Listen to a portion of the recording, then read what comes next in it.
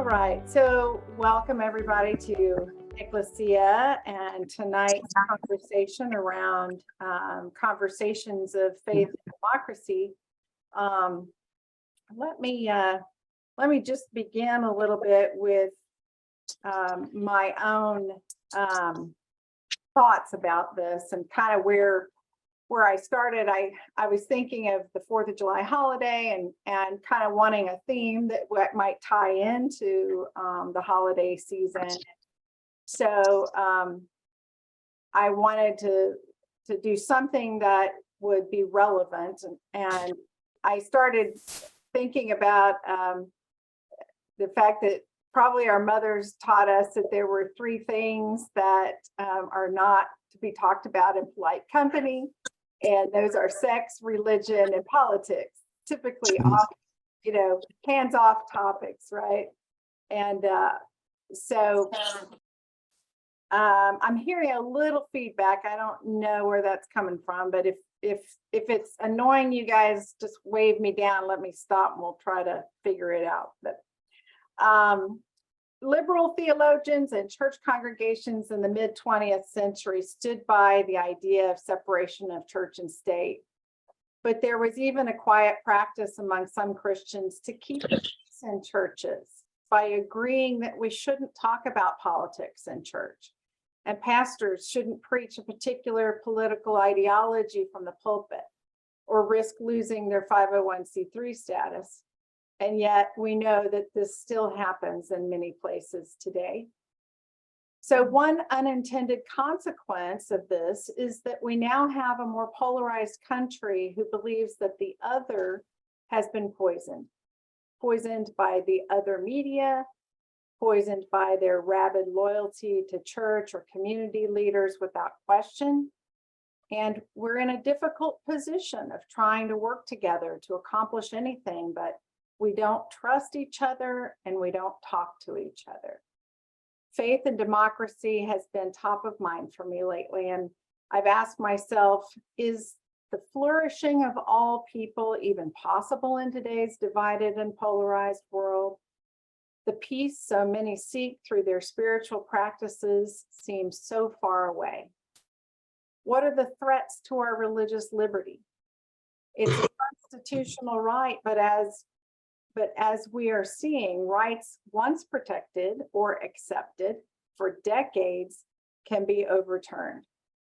How do we inspire positive change when so many seem set in their ways and will not listen? And how do we talk about faith and talk about unity in our country in real, healing, and unifying ways? Regardless of our differing positions on issues and what the solutions may be to fix our problems or the injustices that we see, I am confident that this ecclesia of faithful people can begin the work of protecting democracy through thoughtful and compassionate faith conversations. So, in honor of Independence Day and Canada Day for our Canadians in the group, I'd like to begin looking at how we can do this and perhaps inspire other faith groups to do it as well. All right, get this on.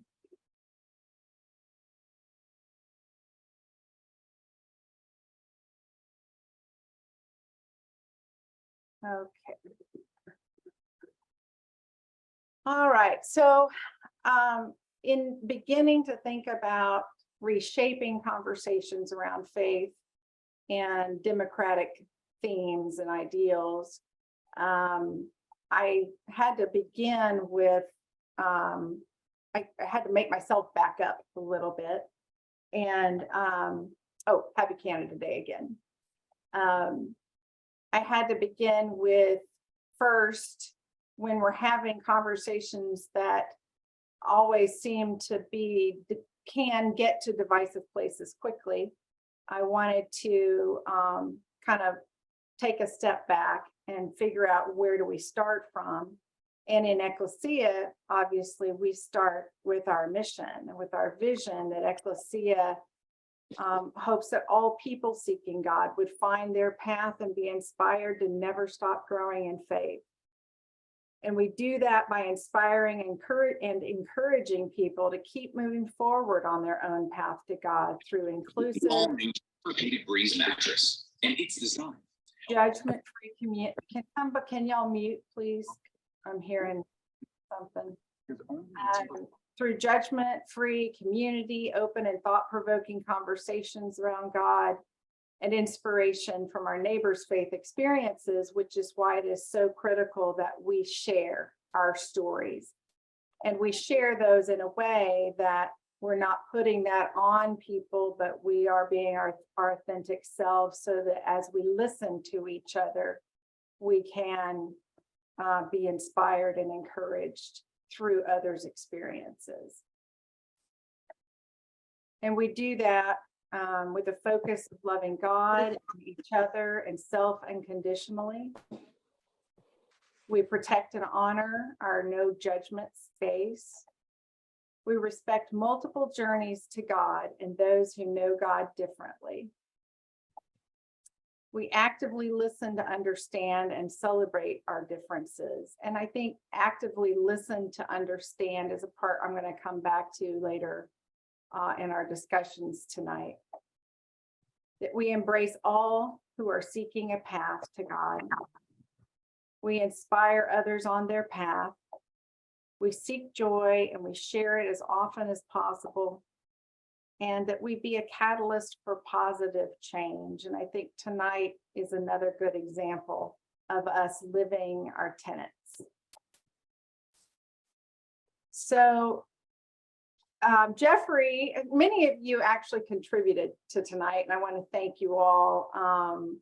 Jeffrey and I were talking about this a little bit yesterday, and he said, you know, the last like Ben Franklin's Hunto Club, and I had vaguely heard about it, but if you're not familiar with it either, Ben Franklin organized a group of friends to provide a structured form of mutual improvement. The group, initially composed of 12 members, called itself the Junta, from the Spanish word junta, or assembly. The members of the junta were drawn from diverse occupations and backgrounds, but they all shared a spirit of inquiry and a desire to improve themselves, their community, and to help others. In addition to a love of truth, junta members pledged not to disrespect one another, not to disrespect persons based on their profession or religion, and not to condone violence against anyone in body, name, or goods for mere speculative opinions or his external way of worship. The results of the original junto are still evident today as an integral part of American society. The junto gave us our first library, volunteer fire departments, the first public hospital, police departments, paved streets, and the University of Pennsylvania. So I just thought that was interesting and that I wanted to share that with you. So if I were to ask you what your starting place is, let's back up, not just from a point of what is your starting point in a conversation, but let's start with faith.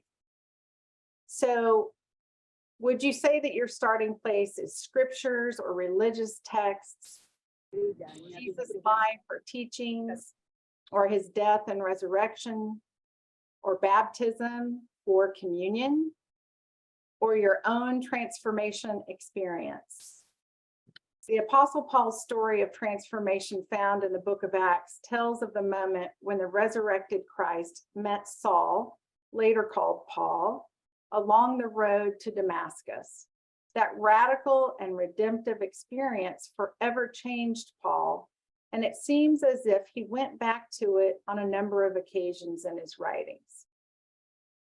So, what is at the core of your convictions?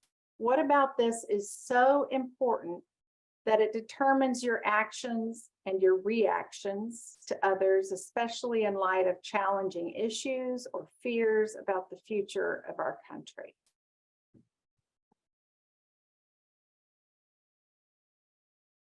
let's take a moment and share, what would you say is your starting point? Where are you coming from?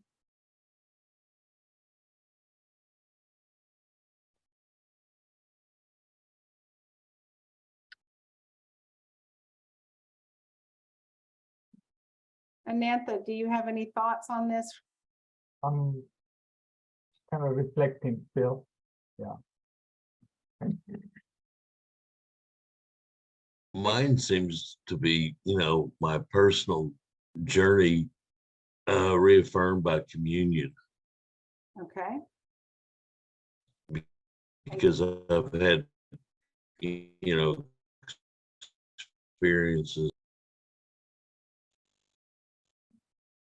Tom, you're freezing, sorry. Oh, he's frozen. We'll come back to him. Jim. Oh, okay. Oh, there you are. There you are, Tom. Oh, okay. You said communion and then we broke up. Oh. Okay. Really, my personal journey, from when I was fairly young till now, I've had experiences, and, that's where my faith journey, has been most of my life. And it's been reaffirmed by communion. Okay, thank you. Jim Hartley, you're unmuted. Did you have something to share? Well, the thought that came to my mind simply was, we're all one family. Period. So your starting point is that mindset of all one family. When you have a conversation with somebody of any nature, do you come at it from a vantage point of what you know or what you want to learn?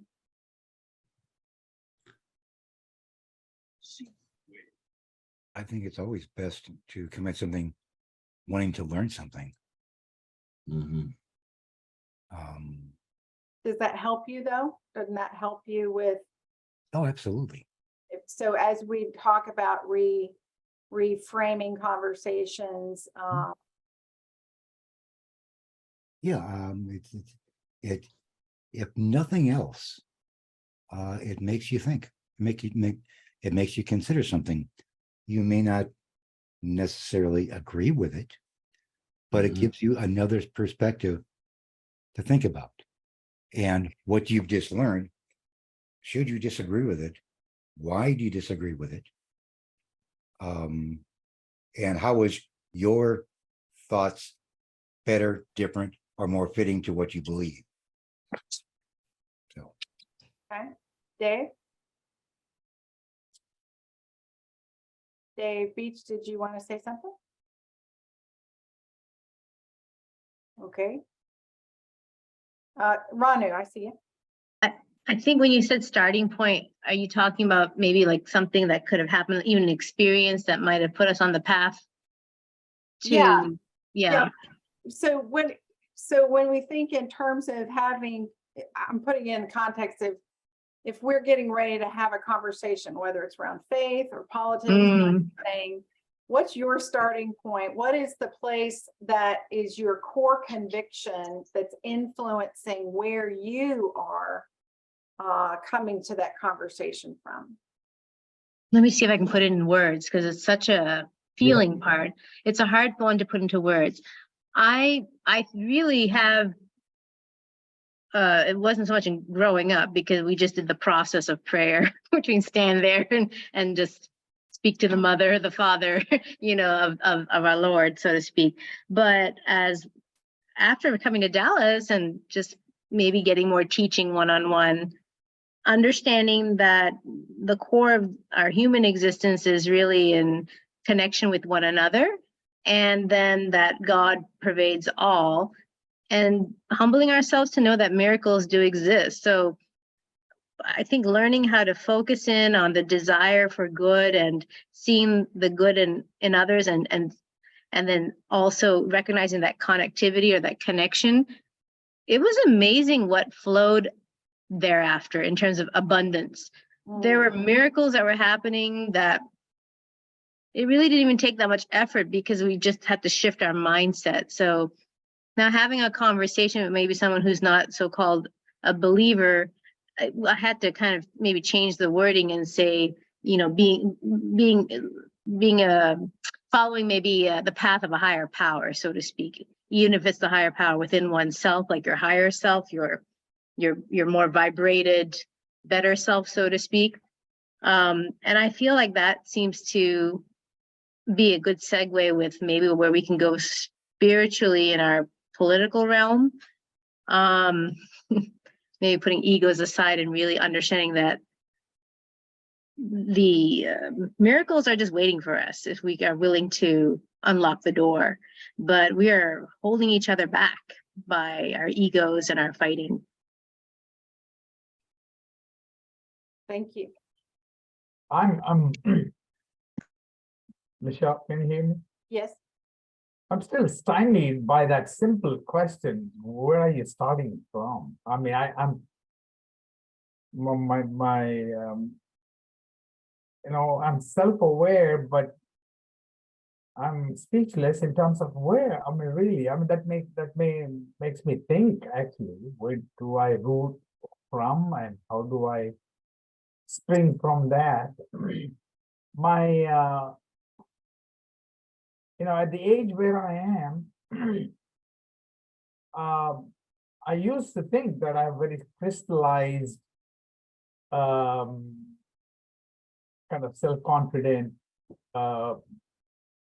ideology of existence. Okay, where I come from, my ethnic background, my personal background, and who I am now is what shapes my starting point. So it's just like an ethno identity of an Indian American citizen, and all the personal background, and yes, indeed, baggage too, that shapes my starting point. And everything, all the discourses, all the dialogues, all the conversations I have springs from that. But I can, like Ranu, I can't put a finger on where I'm starting from. I mean, this is a great challenging question right at the beginning for me. I thought I knew it all. I mean, can you believe it? Yo, man, I'm the man, so that now I'm going, hold on. I mean, that's a great question. I'm now, maybe by the end of this session, I will know a little bit more about myself there. But I'm thinking maybe my ethno identity, background, my professional background, personal, deep individual background probably is my starting point. But I'm stymied again in terms of how to say it very simply, very in a simplistic manner, because that question is so basic, so simple in asking my starting point, and I'm yet speechless how I begin. So maybe that's where I am in my. You make a good point about how rich and diverse all of our starting points are. Yeah. It isn't a simple singular thing. I mean, we may have a particular source that we really rely on, but that may not, it really, as we're coming into conversations, we are bringing everything. We are bringing our training and our other sources and our experiences, and yours have its own rich, diverse experiences, as well as just mine, going from being raised in middle America by relatively liberal parents to the deep south of Mississippi as a young child, and then to California where those kooks live. I remember people thinking I was going, You're moving where? You know, but we have those really, our stories. We bring all of that with us, but I think it's important that we are recognizing essentially what those core convictions are that we hold because of that very experiences of life. Because the core conviction, it not only helps us stay self-aware in these types of challenging conversations, but it also helps us recognize that other person does too.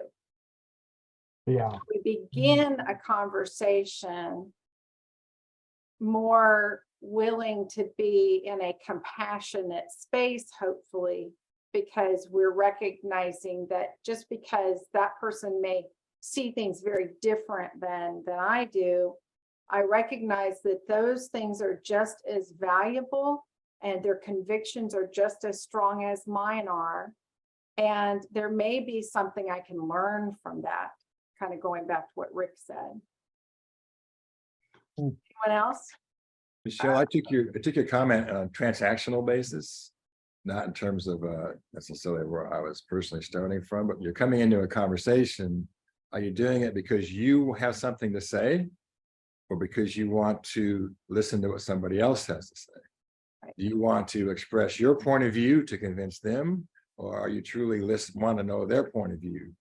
And what I found later in life, if you come to a conversation to listen to their point of view, it turns out to be a much better conversation than if you start out with, here's my point of view, and I'm going to convince you, which means that you're going to interrupt them and you're going to make your statement strong. And in the end, what have you learned?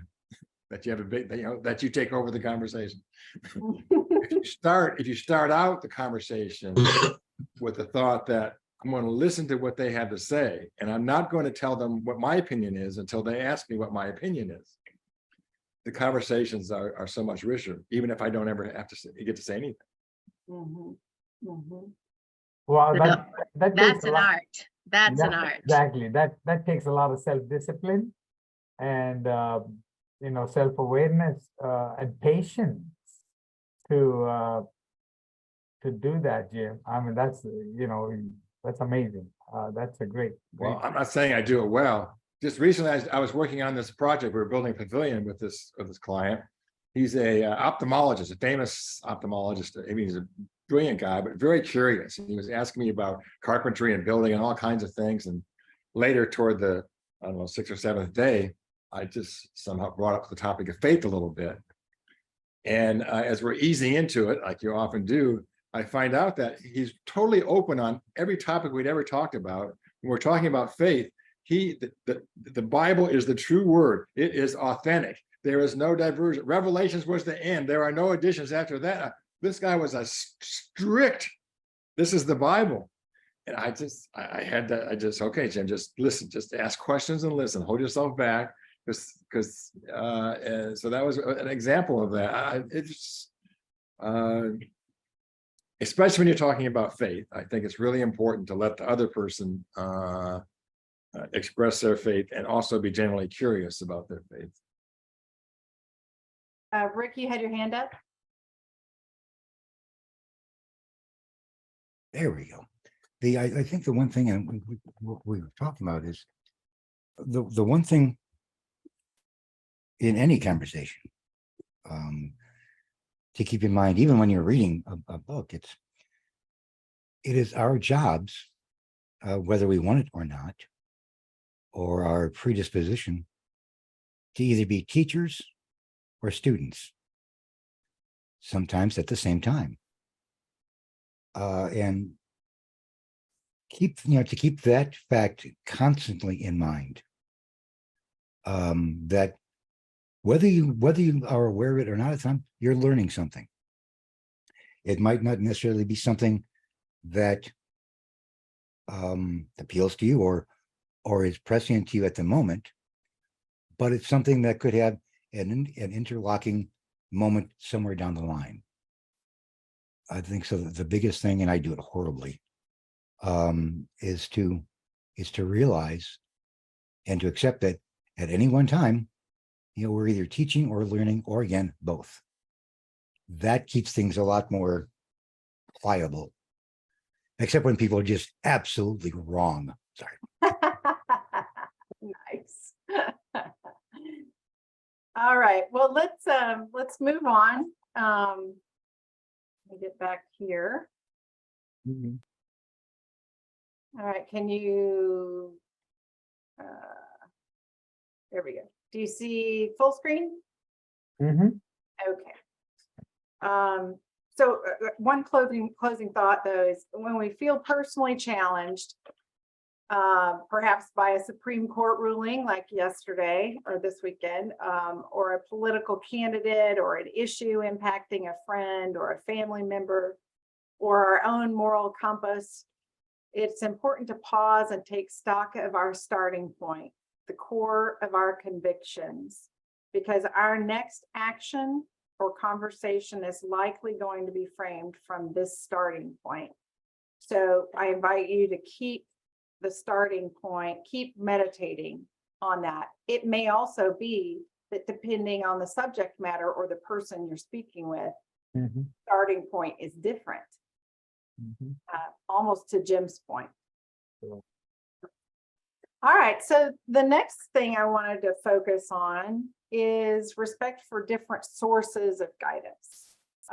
This kind of takes the starting point of the other person and dives a little bit deeper into what is it that's shaped them, and in particular, is it a source that is something that is their faith, related to their faith, to the teachings of their faith. Ranu shared this quote with me earlier. All differences in this world are of degree and not of kind, because oneness is the secret of everything.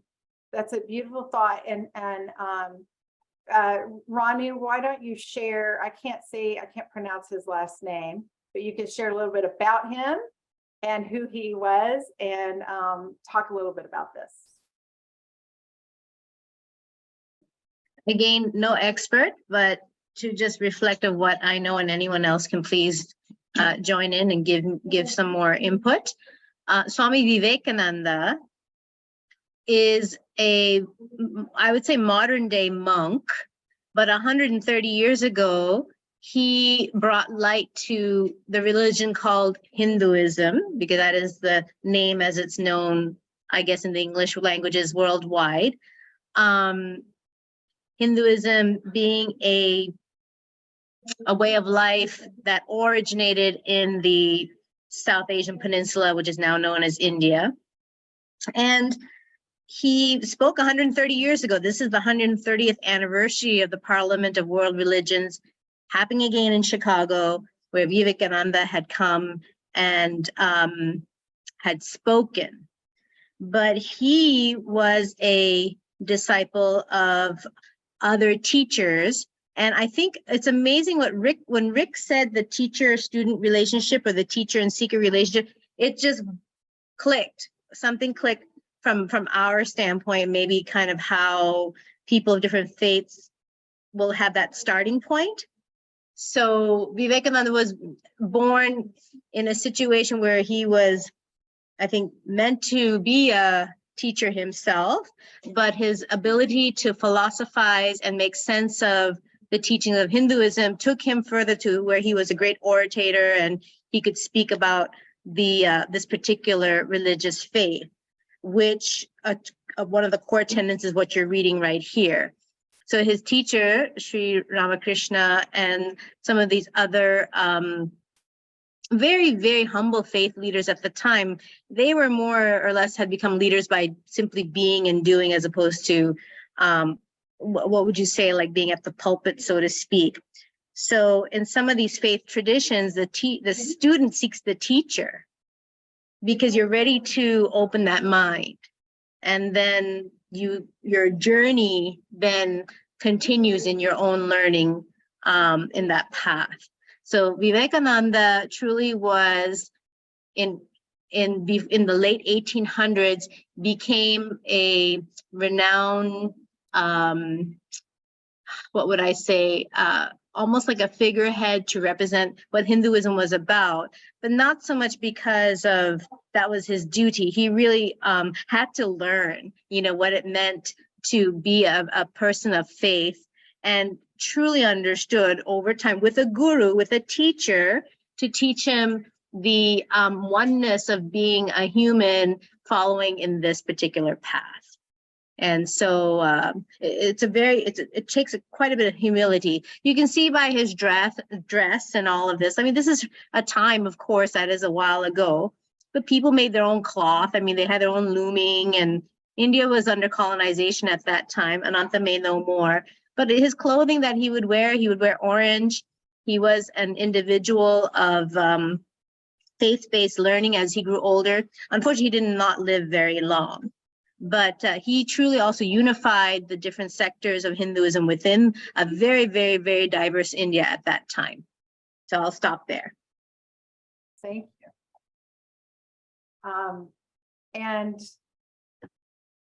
When I was sharing this with my folks earlier this week, Dad immediately went to Romans 14. Who are you to judge someone else's servant?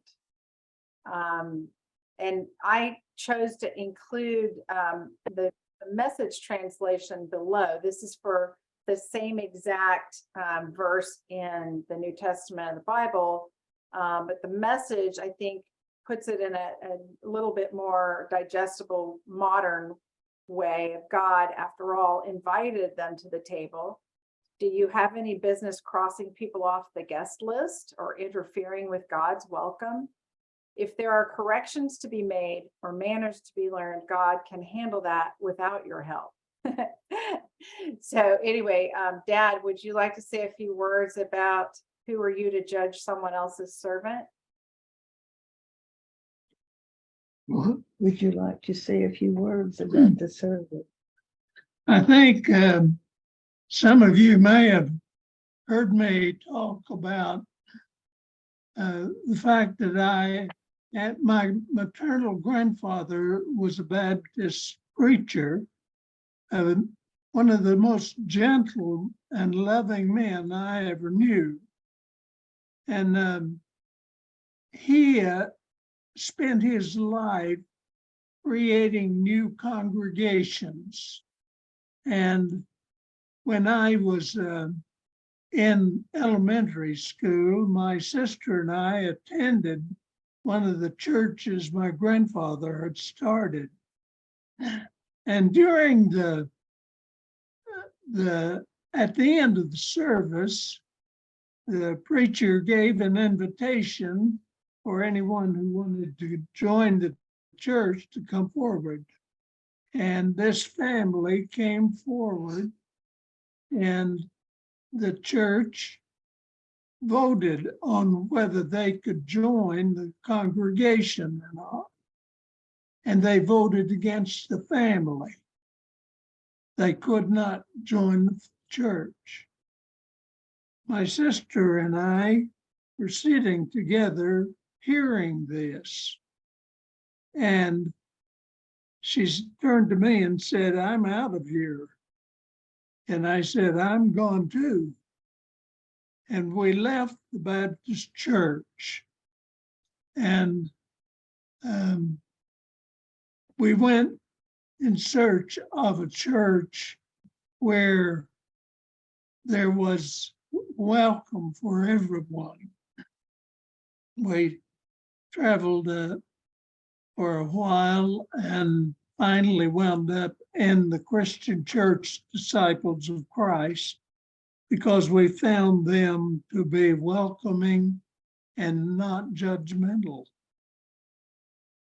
All of that came back to me this week when our local newspaper reported that the Southern Baptist Church has removed from their membership a church in Texas and a church in Florida who are pastored by women ministers. They were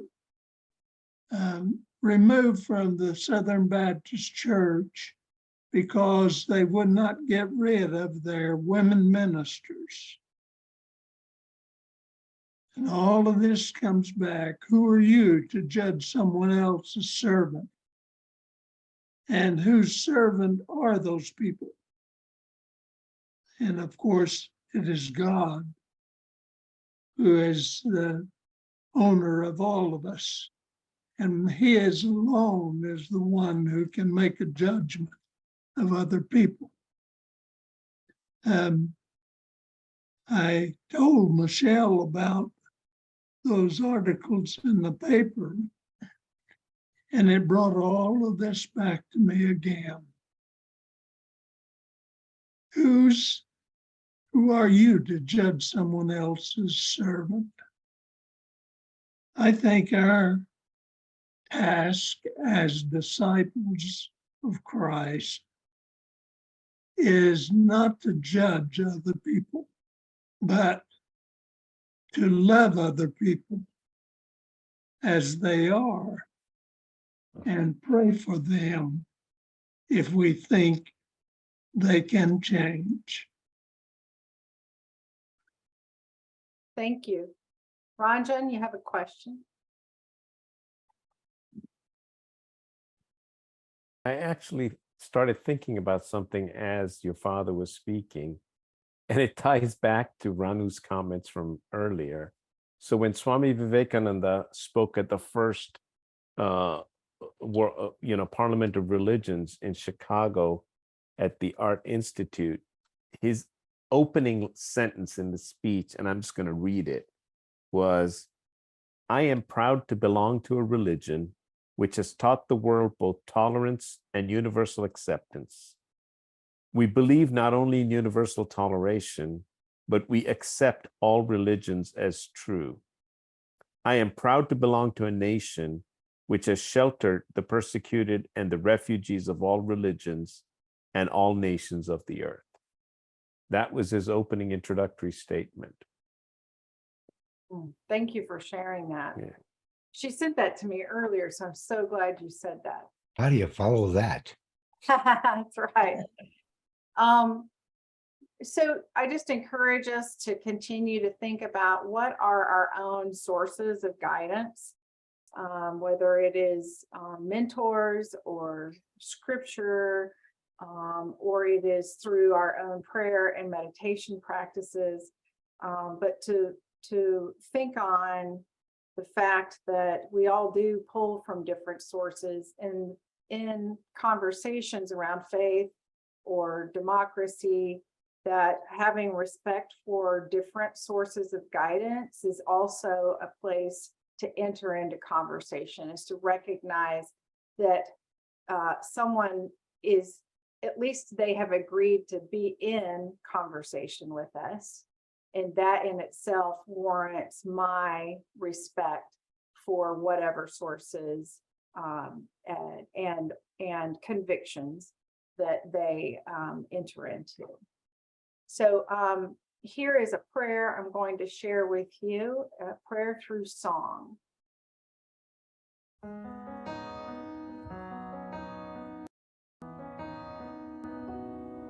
Hey God, we need some help down here. The devil's been a busy man, bullying us all year. He's spinning lies, made us pick a side, now our fists are up. We're headed down a path where a mask can't save us. So Lord, I pray with all my might, help us see each other through your eyes. Let's take the red, take the blue, wave the white, call a truce, build a bridge across the line drawn through this country before hindsight's 20/20.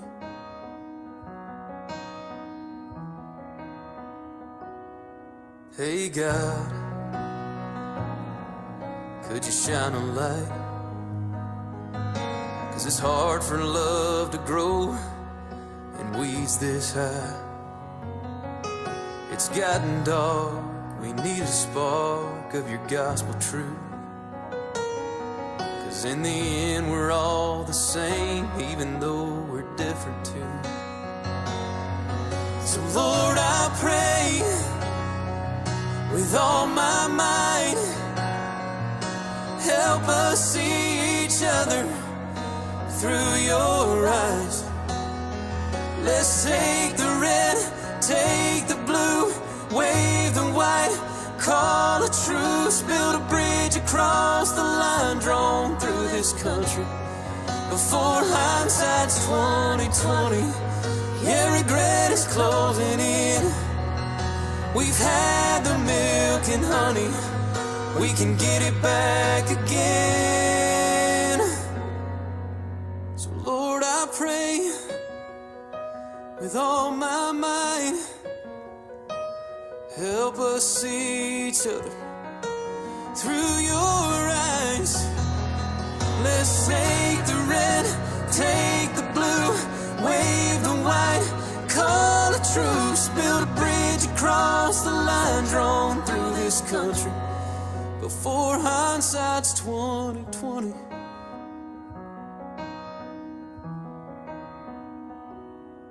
Hey God, we need some help down here.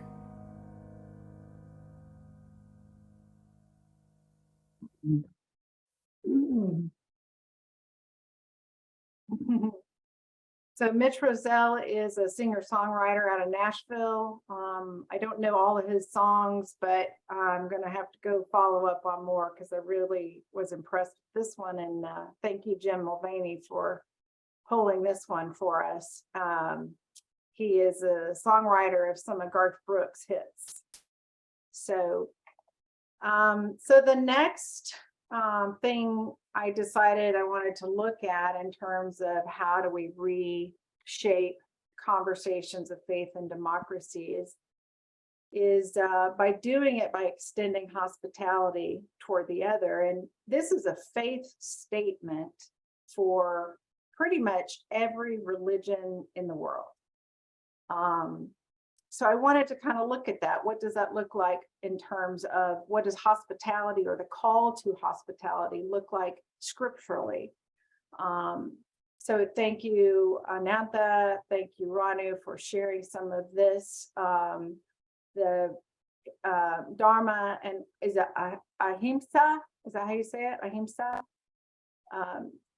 Strangers are gods in human form, which resonated with me because it took me to a biblical scripture or many that refer to God saying or Jesus saying, you may have entertained angels and not known it. So in Hinduism, strangers are gods in human form and must be treated with respect and kindness. Ahimsa implies love, genuine care, compassion towards all human and the non-human. Selfless, charitable acts must be extended to others. And this is resonated, this comes up in all three of these texts in Hinduism. In Islam, humans must treat one another with full honor, respect, and loving kindness. Help one another in acts of piety and righteousness. You must alleviate stress of others, rescue others from difficulty, ask them what they are struggling from and help them through charitable acts, pay for their food, feed their pets, visit the sick. And in Judaism, hospitality is really a core value of Judaism. It is all throughout Hebrew texts. And these are, I'm sure it's probably in more, but I know for a fact that there are scriptures and direction and guidance on being hospitable to one another, and especially the outsider or the stranger. And then, of course, in Christianity, which is an extension of Judaism, Jesus said, Whoever welcomes you welcomes me, and whoever welcomes me welcomes the one who sent me. And whoever gives even a cup of cold water to one of these little ones in the name of a disciple, I tell you, none of these will lose their reward. This is, I shortened that verse. So let's pause and talk a little bit more about hospitality. First question, how have you seen hospitality open the door for healing and unity?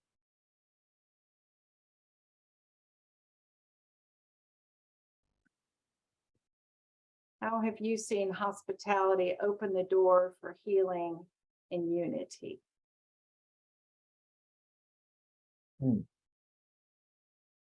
Anantha, when you came, Yeah, it's kind of, you probably have yeah, experienced things in this realm, huh?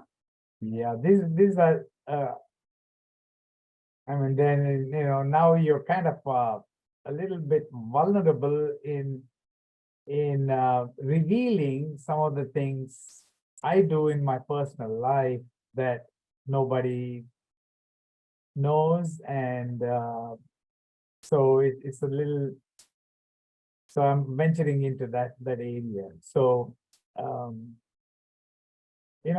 I look at the world around me with an underlying emotion, which is kindness. That's what I feel whenever, everywhere I go. I have that, a frame of mind in the back. Is I'm looking at everything and everybody as, in a lens of kindness.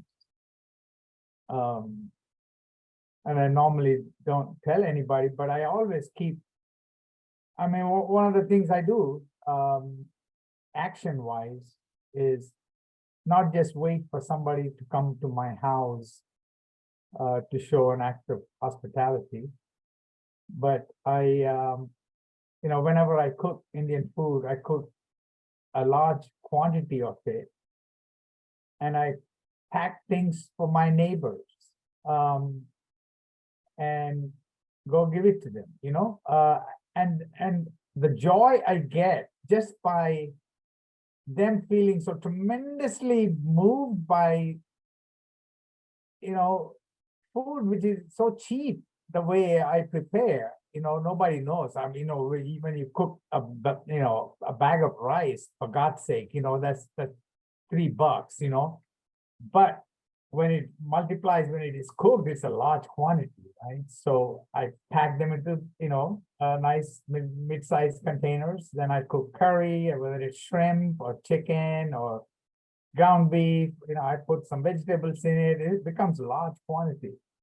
So instead of putting it in the fridge, and just eat myself, just kind of, over time, I pack them and, just kind of give a full meal to neighbors, and they just get blown away as if I've done something major act of, thoughtfulness or kindness, but I do that. I mean, so I keep a bunch of dollar bills when I'm at the convenience store or place like that. Whenever I come out, I see somebody who's sitting there, may not be asking me for money or anything.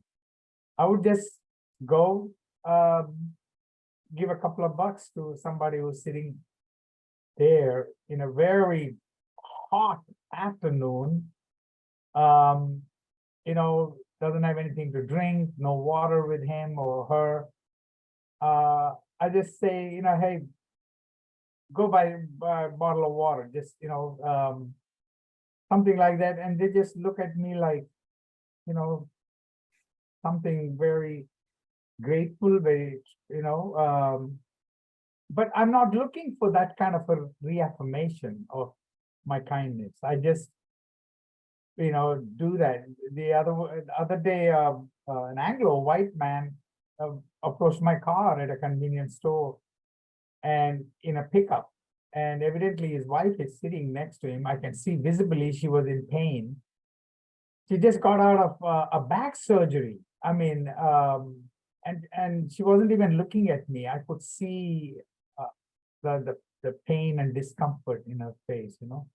So he asked me for a couple of bucks because he was running low on gas and he was having a bad week. And, you know, it's like, so when I heard about, you know, his wife sitting there just after the surgery, I immediately think about my own 2 surgeries in the family, my older brother going through that and all that stuff. And they had insurance, so they had all this equipment at home and they were home care and all that stuff. And here's a lady sitting in a pickup truck, just in total pain and having no luxury of, you know, her recovery from. So I gave more than 2, whatever he asked. I just, you know, I emptied my wallet to him. I mean, and that's sort of a thing. I don't do that just for, you know, making me feel very happy that I helped somebody. It's not just that, but God has, I mean, I think like God has called me to do this act of kindness. And I do that, you know, there are a lot of students here in Texas A&M campus who work off campus when they don't have a bus service.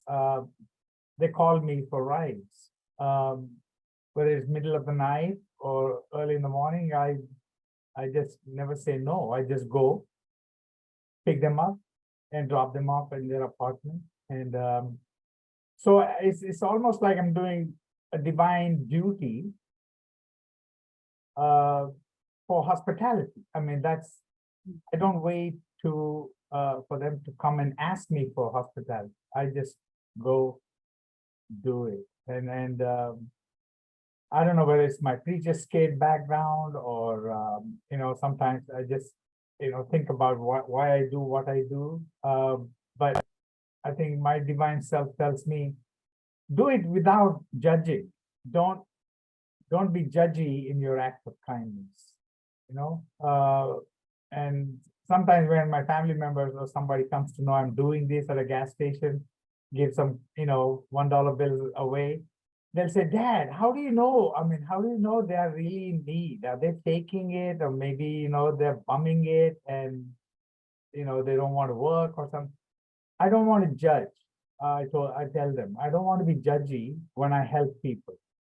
Just do it for the sake of doing it and be kind to others and show that hospitality of human nature. Well, you know, the idea that when people say to you, what are you doing that for? Just going to give it to them, then do something else with drugs or liquor. Not the point. Yeah, exactly. Once you open up your heart and perform hospitality or an act of hospitality for somebody, what happens after that is no longer on you. You made a good faith, good conscious effort to help. If they want to do something else with it, that's another, you know, that's on them. The idea is that you have the concern, hospitality, and compassion that you show to help your fellow man. So yeah. Anyone else want to share either when you were a time when you were a stranger and someone welcomed you, or you have seen hospitality open the door for healing and unity? I'll just very quickly. The water example, it's so interesting that Jesus talked about water. Water is an automatic thing that happens. I don't know if in what you call old world cultures or Asian culture for sure, you cannot leave someone's home or doorstep unless they offer you water, meaning that they will. I mean, it's kind of an automatic. And if there's kids at home, then they'll definitely be fed a snack or something. Like it's just one of those standard things. And I think every culture from the beginning of time probably had that understanding that you offer something to drink because the human condition and it's a very human thing to do for another person. But of course, even for your animals and when your dog comes over, making sure there's a bowl ready. These are very strong points. And I do love that in America that there's so much love for just as much, sometimes more for animals to make sure that they don't go thirsty and that they're not suffering. As far as definitely many examples of other people just reaching out to me. This group especially, no questions asked, barely knew anyone. And then all of a sudden I'm being invited, I'm being cared for, I'm being offered this, I'm being cushioned, I'm being loved on. I could not believe it. So no doubt radical hospitality exists in this group. And prior to this group growing up, I have come across some amazing people who literally offered their door, for me to come in, a bed to sleep on. It's just been endless. There's so much hospitality in this world, truly, but you have to keep your heart open to recognize it and also be willing to give whatever you can in return or even up front, even if it's a listening ear or sometimes we do things with a lot of transactional expectations, and that's what's going to actually limit all the good going around if there's an expectation. But at the same time, I think understanding that the moment you open the door of love, it just flows back to you abundantly and the other way around. So I think that is something that and then sometimes the other person receiving it never did anything. Maybe they didn't even deserve it, right? But that other individual had already learned the importance of radical hospitality. And that's what melts the heart of the recipient. So be very encouraged and optimistic that I think we can see a shift if we keep talking this language. Because I know one of the other parts of this is how do we save our democracy? I really do think in any country at all, this country should be able to hopefully do it, where we overcome the obstacles as were sung by the singer earlier. But it has to start from one side. I hope it just won't be one-sided. But I honestly feel like that's almost like a physics impossibility. Like when you give love, the other side will melt into love as well. I can't imagine that there is no other way that won't happen. That's beautiful. Amen. Mama Dorothy, did you have something you were leaning forward? Well, I have nothing to say after Manu did such a good job. But when the word hospitality comes to me and came to me years ago, I never did connect it with spiritualism. At a young age, I just thought, well, you're hospitable, you're inviting people to your home. And certainly, as a minister's wife, I certainly was invited many times to the home. And it took me a while to catch on. I shouldn't say this because I used to wonder how the beautiful people functioned so nicely and so seriously, as if it were just very easy for them to do. And then through the years, I realized that it was Holy Spirit, God's Spirit that was in them that let them do that without trying so hard. And I've tried through the years to copy that a little bit. And I think that hospitality is a good word, but it needs to be spread for me. Rick, you had your hand up?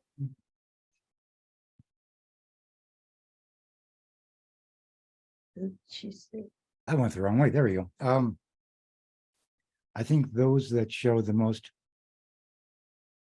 hospitality, compassion, love are from people who had it given to them, either at a young age or somewhere along the line, because they understand it. They understand what someone had done for them. So they're passing that along. I think in some cases, there are people that either don't have been given that gift, or they feel they're entitled to it, or they don't appreciate what someone had done for them. So they're not as liable to give that generosity and humanity out. So I think if it happens to you at some age, at any age, and you realize it, you pass it along, maybe because you just kind of internally said, this is what we do. as human beings, this is what we do. This is who we are. Because someone had done that for me. Ranja? Just a real quick story. I'm not going to take the gentleman's name because it's not about, the fact that who he is, but I worked for a gentleman that grew up in Texarkana.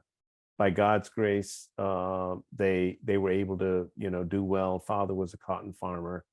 And the one thing that his mother taught him is the railroad went past their home. And you had homeless people that traveled around the country.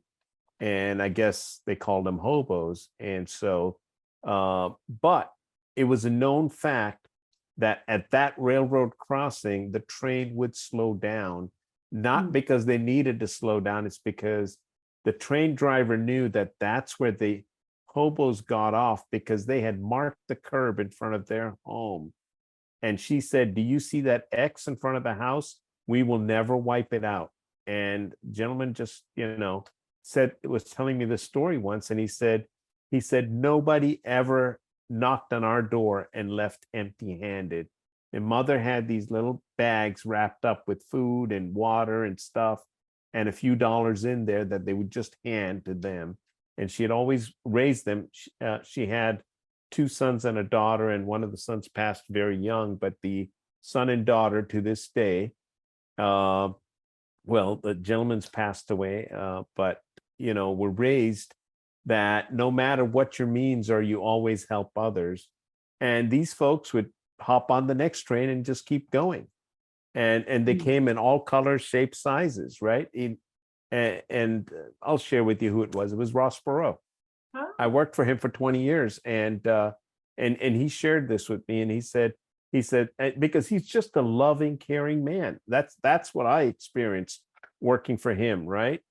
And I understand how that foundation was set in him, right? That's just the type of person he was. So just wanted to share that in terms of hospitality. Good. Ross was a great guy. He was. I liked Ross. All right. Let me get back to where we were.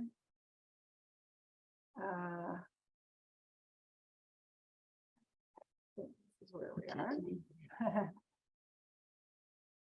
All right, so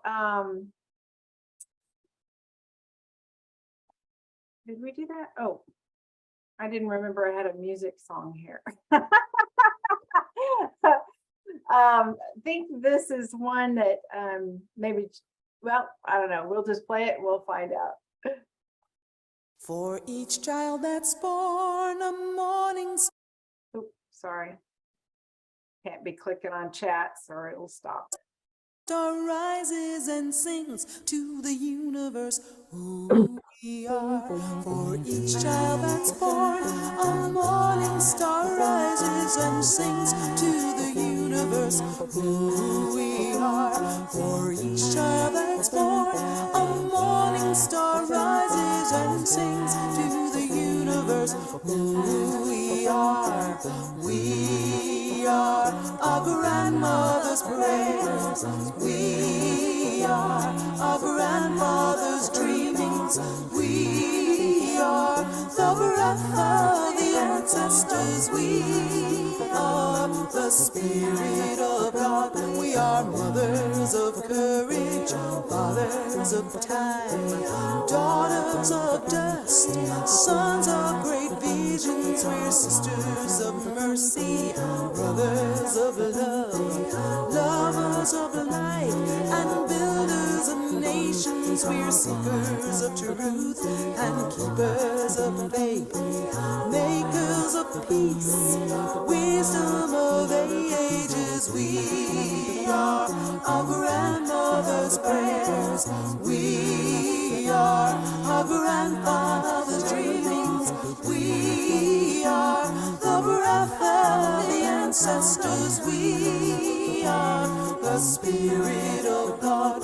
We're mothers of courage and fathers of time. We're daughters of dust and sons of great visions. We're sisters of mercy and brothers of love. We're lovers of life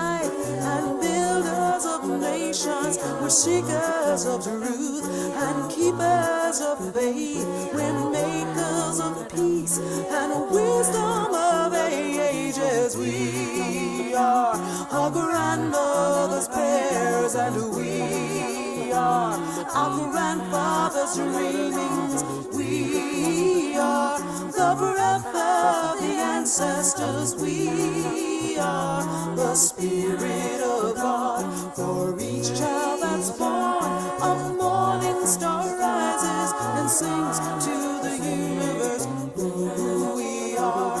For each child that's born, a morning star rises and sings to the universe who we are. For each child that's born, a morning star rises and sings to the universe who we are.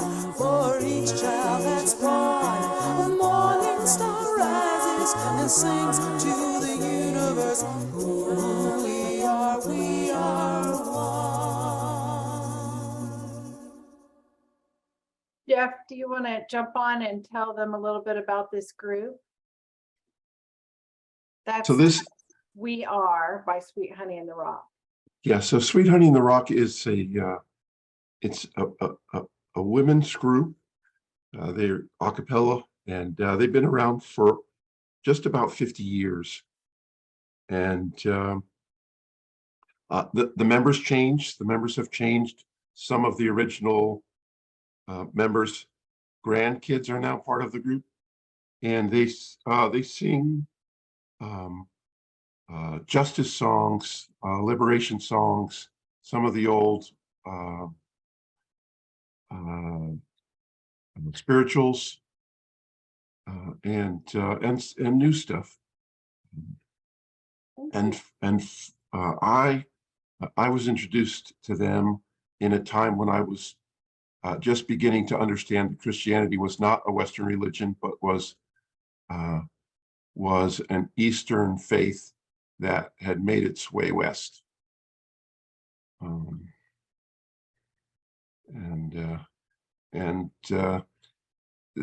Their songs are, for me, a way to bring the non-rational parts of my faith to the surface. Thank you. They're transcendent. Yeah. Actually, they're the menudo of thank you, Jeff. You're laughing. I missed that one, but Menudo. All right. Well, I want to turn now to the part of honoring perspective and specifically lived experience. And I thought that was a nice transition to kind of take us into the frame of mind around people's lived experiences that they are bringing to these conversations around faith or political issues. You know, particularly when it comes to social justice or specifically racial justice in some parts of the country. Our own Tracy Mulvaney does a lot of work in that area here in the Greenville area and is leading us and the Ecclesia community here to be more involved with that. But that's put us in a space where we've been able to start having more conversations with people of other races that we wouldn't necessarily have had otherwise. Talking about hospitality, she and Jim opening their home to pretty much anyone and everyone has brought a lot of people into those types of circles, and it's been a healthy thing, I think, for everybody. But the lived experience, we're running short on time, but I really want to take a moment and share something that Diana Butler Bass wrote in today's blog that she does. Diana Butler Bass is a religious historian. She's also an author and a speaker. And she shared this story about her mother. In September of 1954, Baltimore city schools were among the first to voluntarily desegregate. My mother was then a sophomore at Eastern, Baltimore's all-girls public high school. That autumn, nearly 1,600 Black students enrolled in 49 formerly all-white public schools. The change resulted in considerable tension, including at Eastern. One of the strategies deployed by white parents, primarily mothers, was pressuring students to strike. Parents hoped to shut the schools down until city officials reversed their desegregation plan. My mother vividly remembered how her friends were excited to skip school on the day the first African-American girls were scheduled to arrive. They urged her to join them. It wouldn't be violent, they assured her, because it was a protest by absence. Nobody would get hurt. When my mother demurred, her friends continued to pressure her, but she wouldn't budge. School was school, and she wouldn't skip or otherwise protest the arrival of new students. Thus, on the day Eastern High was integrated, when many of her peers stayed home, she went to school, and she decided to stand outside the main door, waiting for the bus and to welcome her new classmates. She didn't greet them with a cruel sign, but with her presence. And knowing my mother, that welcome included a smile and an open hand. Mom, I asked her, how in the world were you so brave to say no to your own friends, to go against this tide of hatred? It wasn't that hard, she told me without hesitation. If I was a new girl at school, I hoped someone would show up and welcome me. I'd want someone to meet the bus. That was my mother's creed. Love your neighbor as yourself. Do unto others as you would have them do unto you. Meet the bus, because someday you might be in the bus. When Christians think of Jesus and welcoming, we usually think of, I was a stranger and you welcomed me. We position ourselves as the host in the exchange, the one who opens the door. But the text, whoever welcomes you, welcomes me, places us in the story differently. We are the stranger, a potential guest, not the host. That makes this gospel reading a bit harder to take. We might enjoy welcoming, but perhaps feel awkward being welcomed. But hospitality is a reciprocal practice, as my mother understood even at 16. Welcoming the stranger arises from our mutual humanity and our shared vulnerability. While we may be blessed enough to extend hospitality, sooner or later, every one of us shows up at a door unexpectedly and unsure who might be on the other side. We need to be welcomed as we are, without qualification, accepted, and cared for. So, in terms of reshaping conversations of faith that can build a stronger democracy, I think it begins with us. It begins by looking inward and being self-aware, being open to growth, to being conscientious of the other person's experience, to being slow to speak and quick to listen, and to listen to understand, not listening to respond.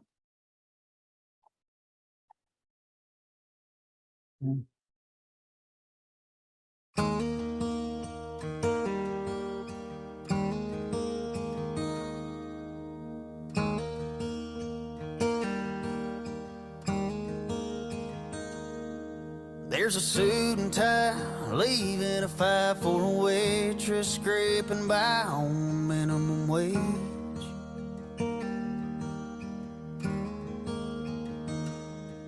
There's a preacher man in a Cadillac, driving by a cardboard sign that says Jesus saves.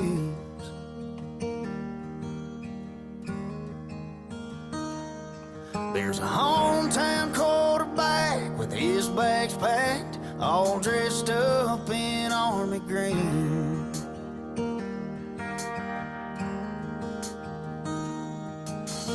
fighting for the right to see old glory fly, and someone to take a knee. And we're all on a different journey. We're all finding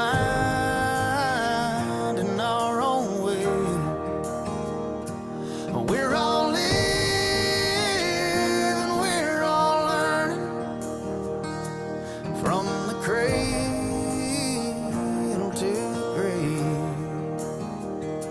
We're all weak, we're all strong, we're all right, and we're all wrong. And when time runs out, we all end up in common ground.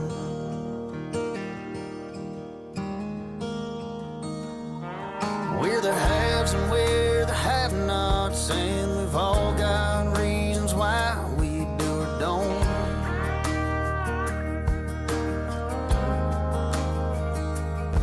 But the lines that separate us while we're here are gonna disappear when we're gone. 'Cause we're all on a different journey. We're all finding our own way. We're all living, we're all learning,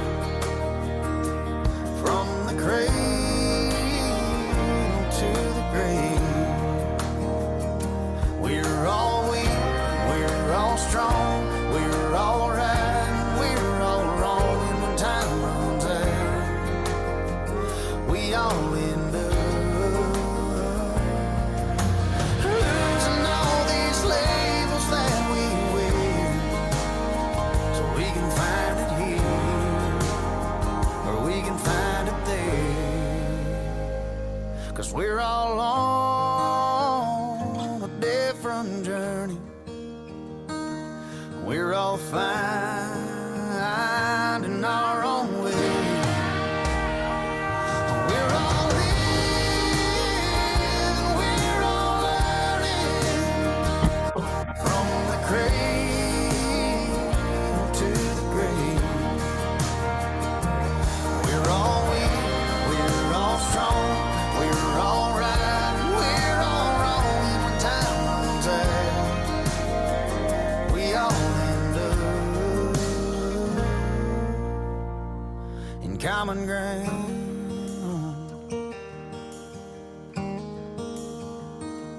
Common ground.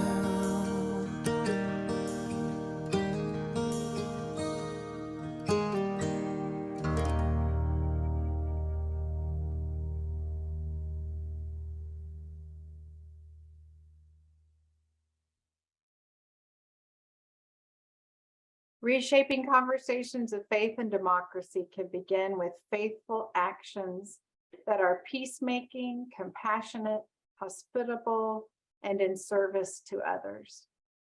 This week, SCOTUS rulings reversed direction. And instead of pushing Americans toward a society of larger hospitality, the court pulled up the drawbridges of welcome in education and business. When the law fails to welcome and include, the practice of hospitality falls back on those who envision a truly accepting society, a community where all are welcomed and all are fed, a place of reciprocal generosity, humbled by the tender knowledge that at any moment we might be either host or guest. When Caesar's law rules against hospitality to strangers, God's people inveigh against such laws. We welcome everybody. We respect the dignity of every person. If you turn people away, you are turning the divine away. Many people are angry and afraid, and every heart and table must be open. As our laws restrict and rescind, our greatest witness and activism is nothing less than the extravagant welcome of God. Let us pray. Oh God, with a heart full of joy, Divine Creator, we desire to discover more about ourselves and this faith that we claim to have. As we seek to understand you, we also try to figure out our own complexity. Help us be more like you, seeing you in each other, extending hospitality and being patient and compassionate as we try to understand each other and how to speak with each other. Be forever our guide. In Christ's name I pray. Amen. Amen. I'd like to close with the national anthem, and I had one selected, but Rick, did you get your version you'd like to share? Look in your info, Ecclesia. Okay. Yes. Well, that means I have to get out of stuff. Well, then never mind. Hang on. No, it's all right. Stand by, folks. You can play the crap version that you've got. Okay, I will play the version I have, and we'll listen to the other one another time. To honor America with the performance of the national anthem, 8-time Grammy Award winner, Chris Stapleton. Oh, say, can you see by the dawn's early light? For so proudly we hailed at the twilight's last gleaming, whose broad stripes and bright stars through the perilous fight. Oh, the ramparts we walked were so gallantly streaming, and the rockets regular upon spurs, singing out, yeah, through the night that our flag was still there. Oh, say, does that star-spangled banner yet wave? Oh, the land of the free and the home of the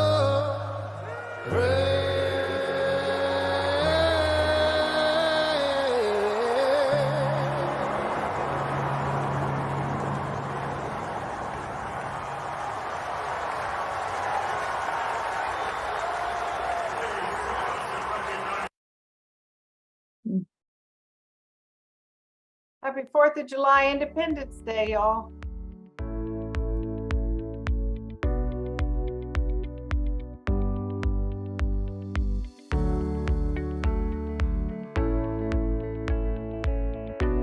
Eat.